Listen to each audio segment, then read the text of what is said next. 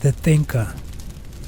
A madman tried to push me into a bush, or rather pull me into a bush.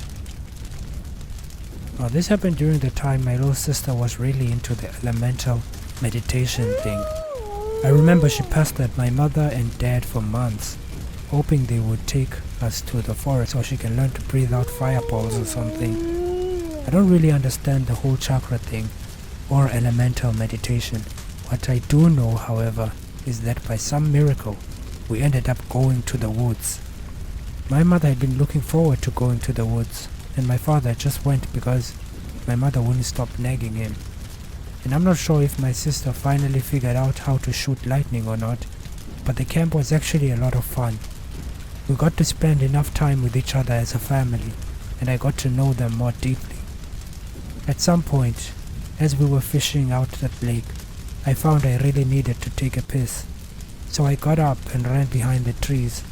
I took off my shorts and was about to start taking a leak when I heard a "Hey!" I turned around and there was a person standing there with a grin on his face, and he was wearing very short shorts. I asked him what he wanted and told him I am peeing. The man didn't respond.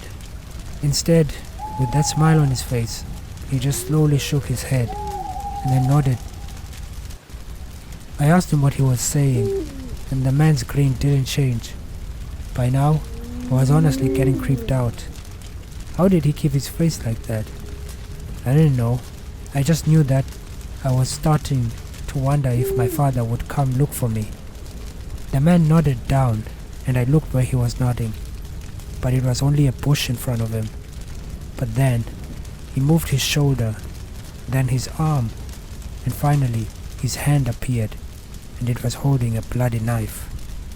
He said, "Pick your pick." And I looked to the floor. There was the head of a squirrel, a rabbit, and a deer, and there was still blood flowing out. I can still see the flies walking over their open eyes.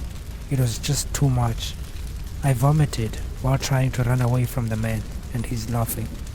My parents' face turned from joy to seriousness and concern when they saw me. They asked what was the problem, but I couldn't speak. I only pointed. My father went there to check. He came back walking up straight, a little too straight. His face was pale, and he simply said, "Let's go." The waiter. I was tricked into entering a trap by a group of hooligans. This happened back when I developed a rather severe calisthenics fad.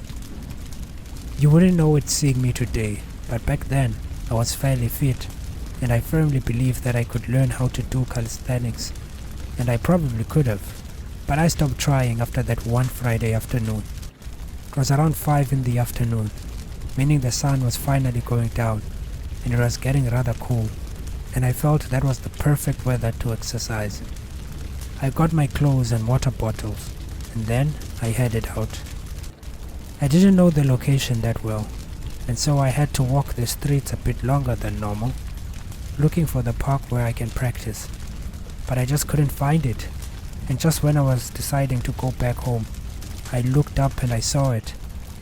3 guys standing by a pole. They were passing some kind of joint between each other, and I would have ignored them, but they all turned their eyes to me when I appeared, and they kept their eyes on me. I got the feeling they'd been waiting either for me or someone like me.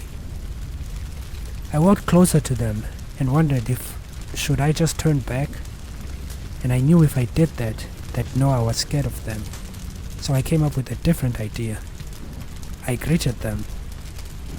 They looked surprised and glanced at each other while I asked how they were doing. They merely grunted at each other, but didn't look at me still, so I looked to them and asked where the park was. They looked confused for a moment, then one of them smiled. He had the shortest hair and a massive neck tattoo, but his voice was calm and reassuring. He directed me and wished me luck, and I was on my way. The guy had told me to walk down the streets and into a walkway on the right. What he hadn't told me was the walkway led straight into the woods. He said I'd see a few trees, but I should walk for a few more minutes, then I'd see the park. I walked into the walkway, and by now, it was starting to get really dark. I walked so long, and yet I still couldn't see the park. Instead, all I could see were my feet and the animals. But by then, I stopped, and still I heard footsteps treading on. Many footsteps, too many to be those of an animal. Then it dawned on me. I'd fallen for a trap.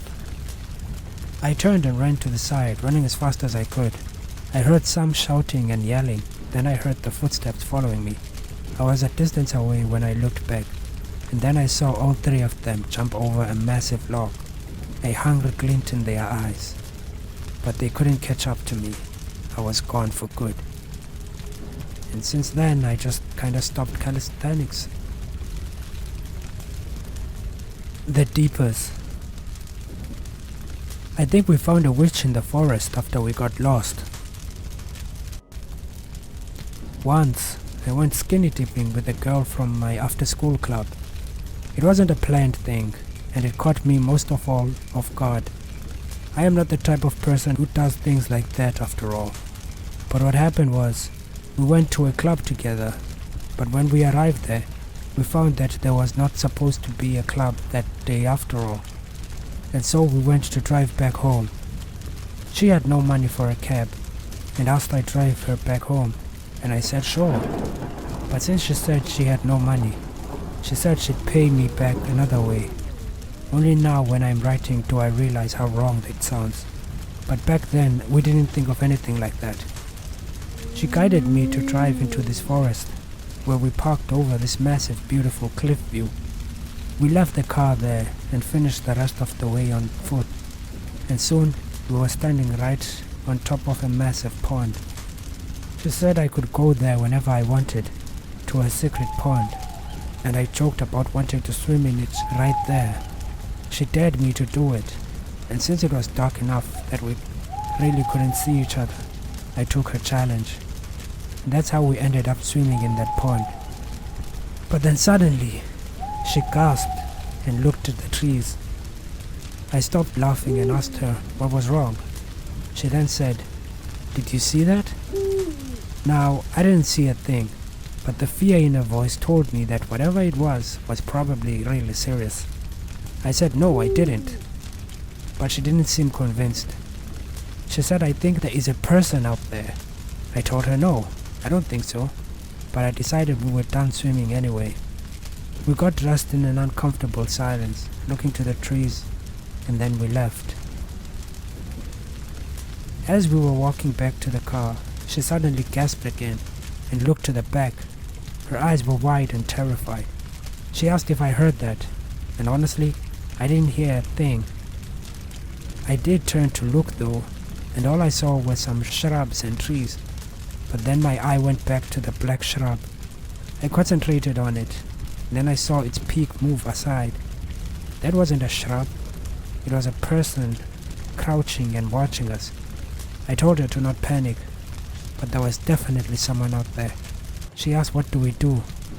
I told her let's pretend we don't see them and walk faster to the car. She then said she knew a quicker way, and we walked to the car.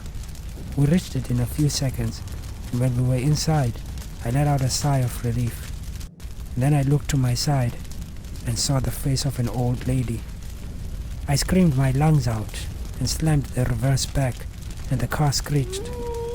I drove the hell out of there, and when we were far, I realized the screeching wasn't the wheels, it was the girl I was with.